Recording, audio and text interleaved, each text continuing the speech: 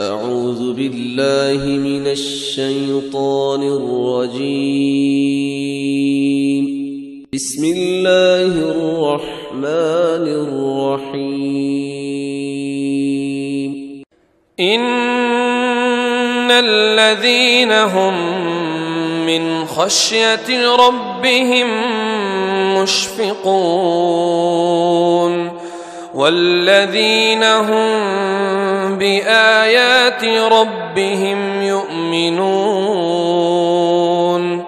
والذين هم بربهم لا يشركون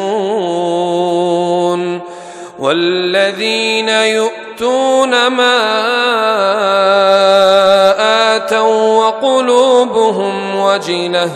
وقلوبهم وجلة أنهم إلى ربهم راجعون. أولئك يسارعون في الخيرات وهم لها سابقون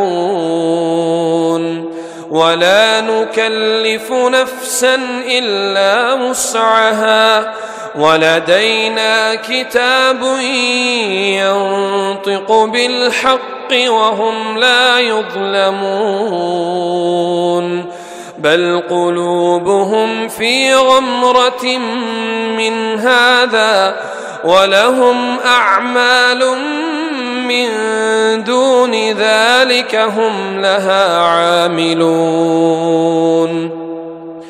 حتى إذا أخذنا مترفيهم بالعذاب إذا هم يجأرون لا تجأروا اليوم إنكم منا لا تنصرون. قد كانت آياتي تتلى عليكم فكنتم على أعقابكم تنكصون مستكبرين به سامرا تهجرون. أفلم يدبروا القول أم جاءهم